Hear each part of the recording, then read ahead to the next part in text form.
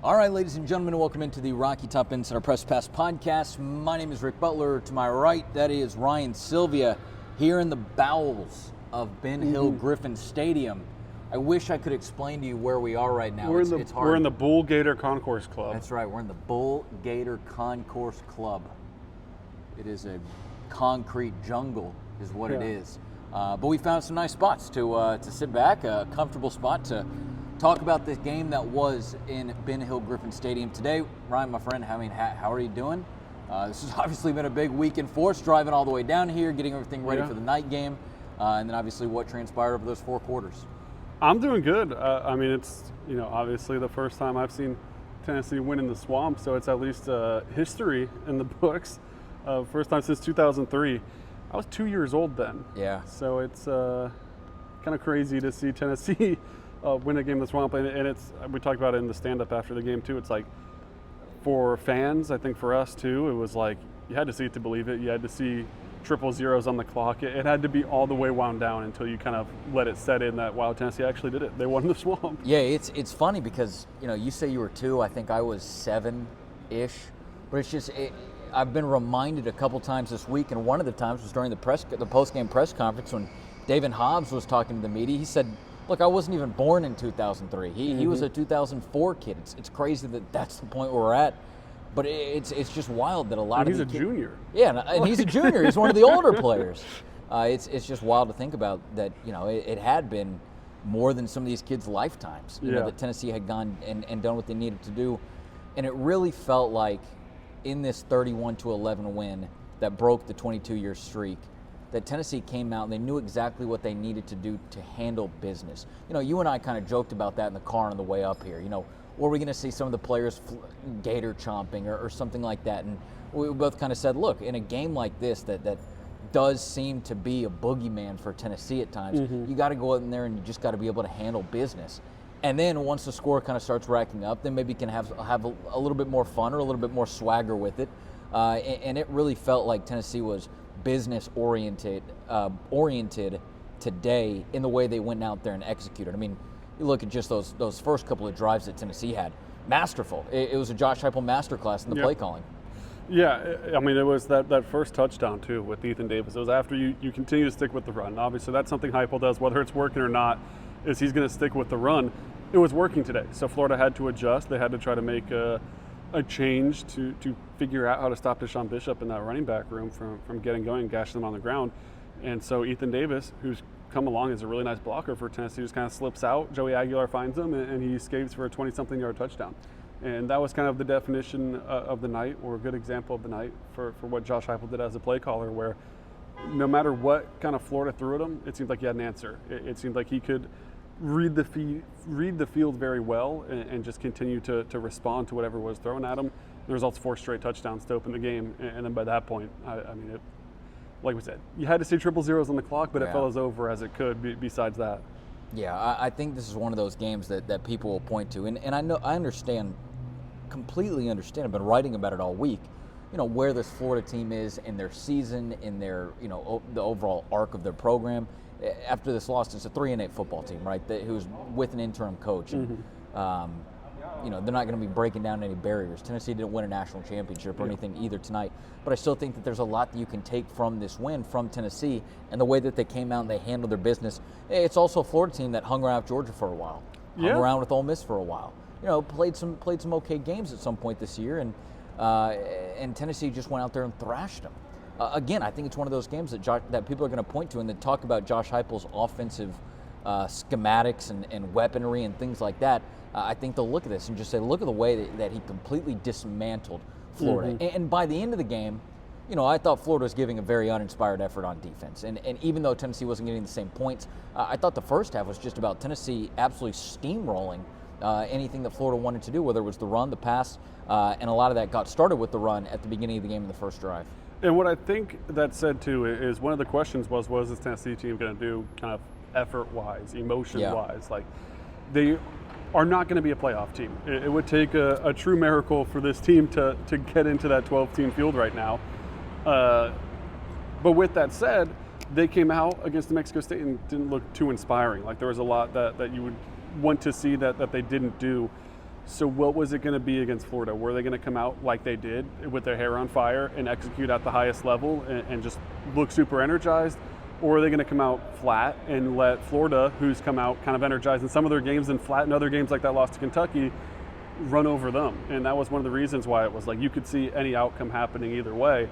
Well, the outcome was a Florida team that, I don't want to say they came out flat, but they certainly weren't as energized and as willing to win this game as Tennessee was. And that felt like a big difference early was they were dialed in. Like this Tennessee team, you would have no idea that wasn't a playoff game with the amount of effort and focus they had early in that game. Absolutely. I don't know if you tweeted it out or maybe we just said it to each other, but it was just a clinical effort in the first quarter for Tennessee to get this thing going in the direction. We talked about before this game how, we had bought in, we all understood that Tennessee was a better team, but we had bought into the fact that things just tend to go wrong here in a lot of the ways. And we talked about how there was a plethora of things that could have happened, whether Tennessee won big, Tennessee won close, Tennessee lost close, Tennessee lost big. Some of those obviously more than others in terms of probability. But the one constant that we talked about was if Tennessee is able to blitz Florida and get a big lead, whether it be in the first quarter or the first half. I don't know if even I expected the first quarter that they had. This is not a Florida team that can play from behind that we were too worried about. And a lot of that was because if Tennessee could just force Florida's offense into poor situations where they had to throw the ball deep, they had to find explosive plays, things like that, it felt like it was going to be hard for the Gators to play from behind like that. The way that Tennessee jumped out to them, it felt like old school early Tennessee Josh Heupel, where it was maddening to other opponents how quickly and how often Tennessee was staying in the end zone. That big time start is obviously something they're going to need against Vanderbilt next week, and we'll talk more about next week when it's next week. But something I thought that was really kind of an inspired effort, and I would imagine very motivating to a lot of Tennessee fans who are watching this game. Yeah, that was something I think I said on the midweek pod, and I definitely said it kind of right as they walked out for the coin toss. I was like, I hope Tennessee loses this toss and gets the ball first, or they win the toss and they like to get the ball, because it felt like the easiest path to victory was scoring that first possession, get a stop, scoring the second possession, and then where is Florida mentally? Where is this fan base mentally that's been through so much this season? Do you have the fight left in you? And I don't think Florida quit on the game after they went down 14-0. But it felt a lot more like, man, they're in the danger zone than maybe it did when Georgia went down 14-0 in Neyland at the beginning of the season. Like, it was like, man, this Florida team is on the ropes if they're not already a little bit staggered and knocked down. So when Tennessee got to that point and then got the next stop and then got the ball back and then scored another touchdown, went up 21-0, that was when it, like we've said, you had to see it go final. But it was like, man, it's starting to kind of come together, and that all is on the offensive side. We'll talk a little defense later too, but it was just top to bottom a great effort on offense. And I think one guy that stood out too, along with Joey Aguilar, along with Deshaun Bishop, Ethan Davis had a really nice game. The touchdown's obviously going to stand out. But with Miles Kitselman out with that injury, I thought what Ethan Davis did to step in, you could not have asked for much more. He was dynamic in the pass game, something that we hoped to see going into this season. It was something that was talked about. Could he be kind of that Kyle Pitts level, like receiver tight end?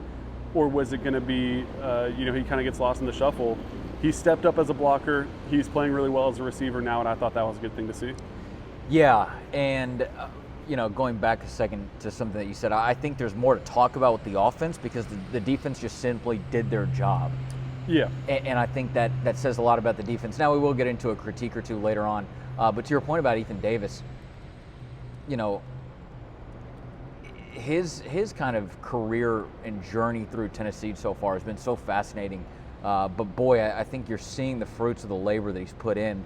And credit to Miles Kitselman for obviously being a great leader on this team, being a great teammate, being a serviceable tight end. I just think that Ethan Davis is so versatile, and he gives you so many different things you can do. Like and again, credit to Miles Kitselman for the things that he can do. But I can't see really Miles Kitselman taking a screen pass on the left side of the field, getting around a guy and just streaking down the sideline. Yeah. It was nimble, but then he also hit on the jets. Like that is a new school tight end in every sense of the form. I was really impressed by him, and I think that his future is exciting at Tennessee, and I think this coaching staff is going to be able to use him in different ways.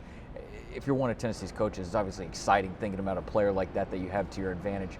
Than a guy like Deshaun Braham, kind of right behind Ethan Davis, who feels like he could be in that same mold. I think that's an exciting position for Tennessee moving forward. We talked about the running backs a little bit. Peyton Lewis out of this game with injury.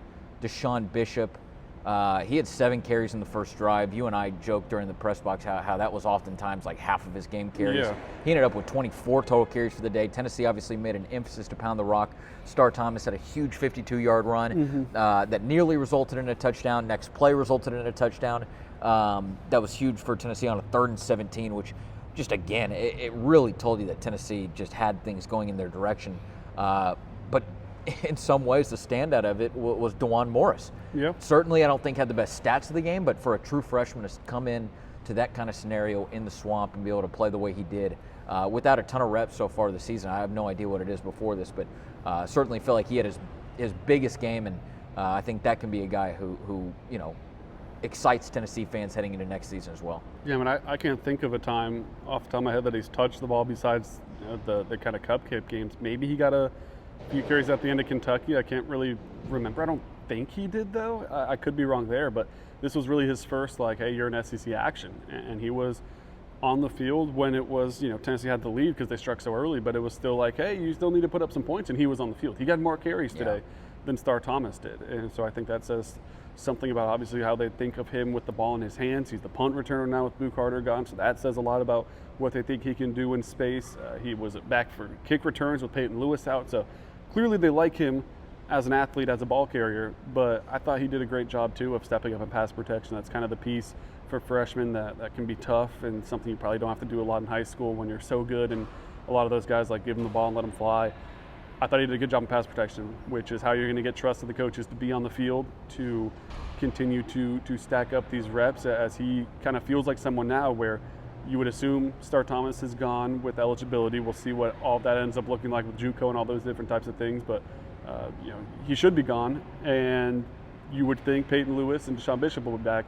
Feels like DeJuan Morris could probably step into that third role next year in his second year and then keep building from there to be a guy that Tennessee really likes.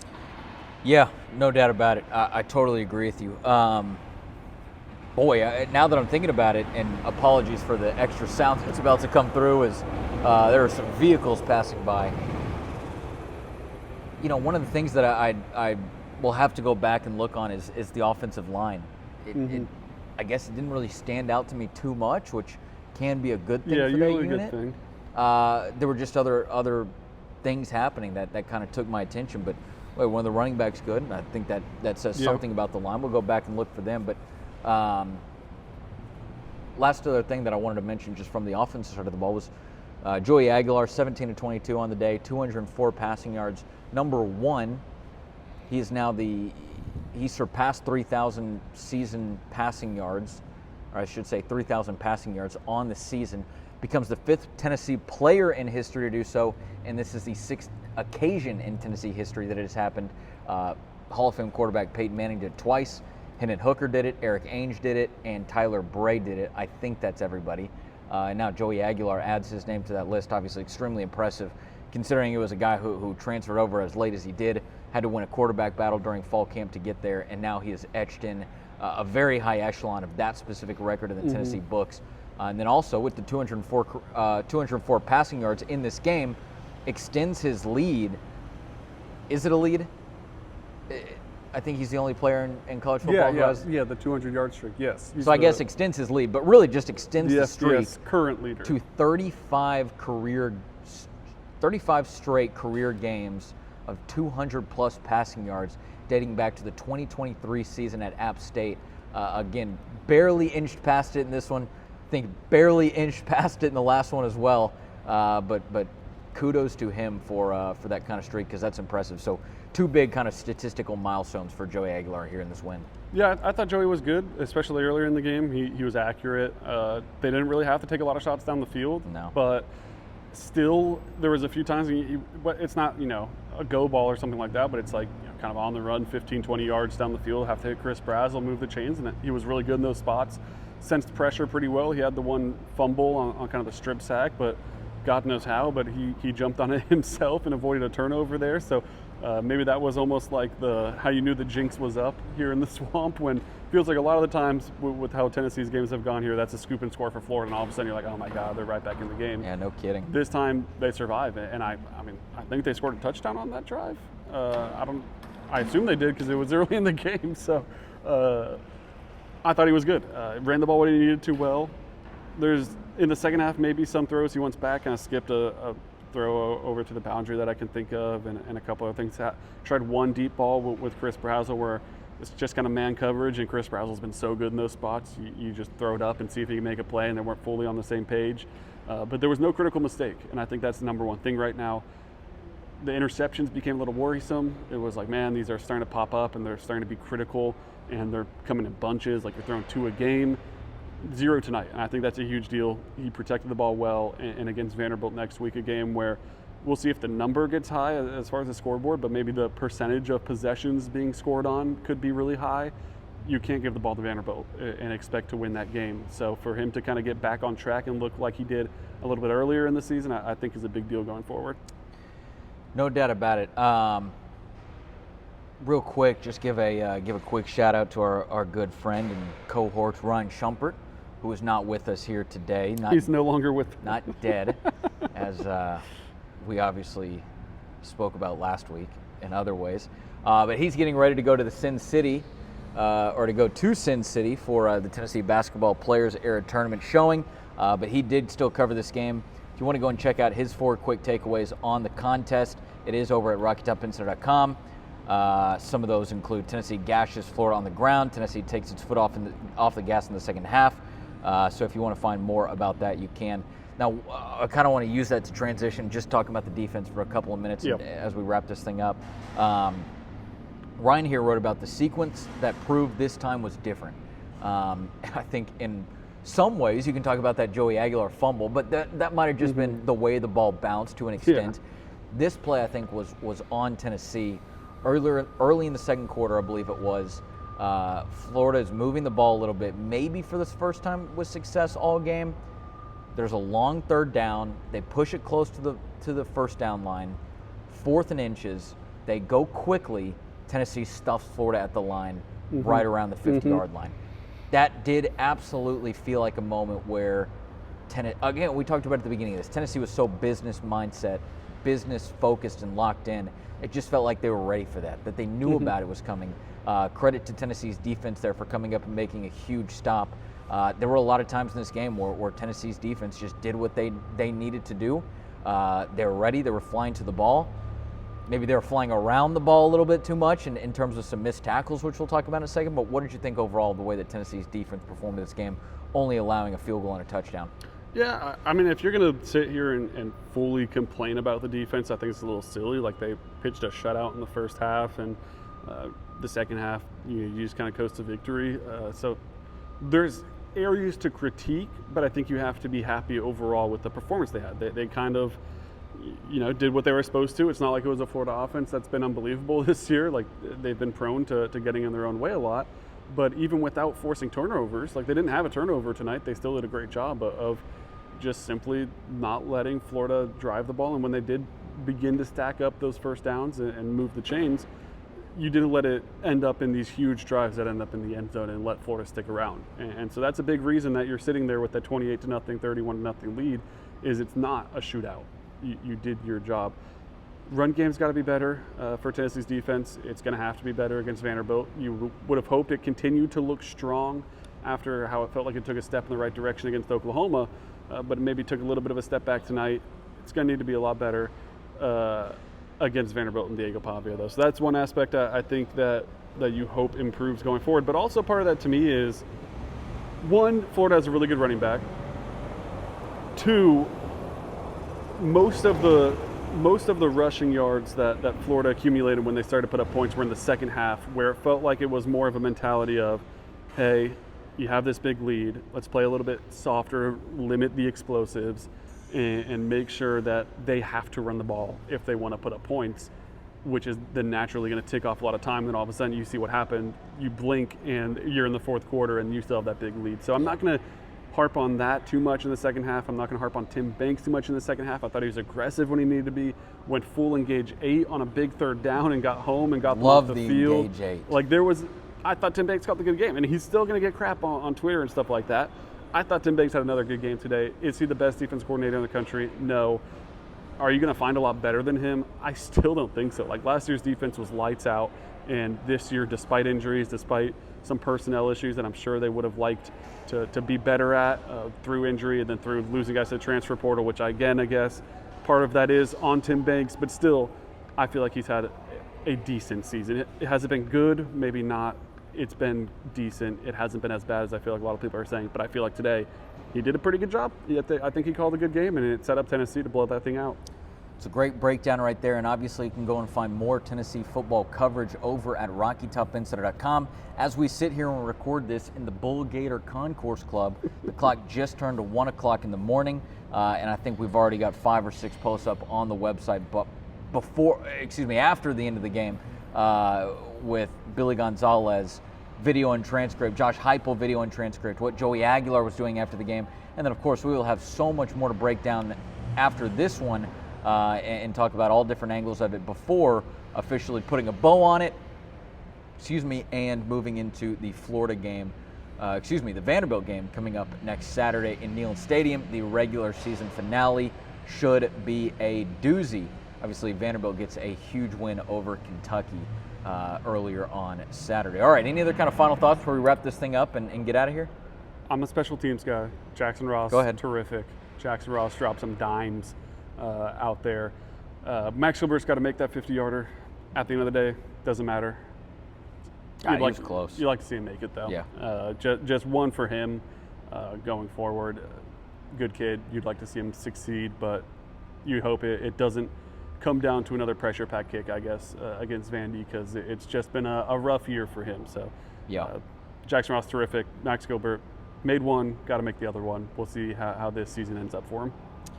Yeah, I would tend to agree. It's a good breakdown right there. All right, well, let's go ahead and wrap this thing up. Let's go ahead and get back on the road, make our way at least a little bit closer to Knoxville. But of course, if you're listening to this on Sunday morning, whether it is your drive home from Gainesville, whether it is you're on your way to church or on the way home or something like that, anything in between, go ahead and check out RockyTopInsider.com for all your Tennessee news, notes, and coverage. But then check out Rocky Top Insider on social media, on Twitter, Instagram, YouTube, Facebook, and TikTok.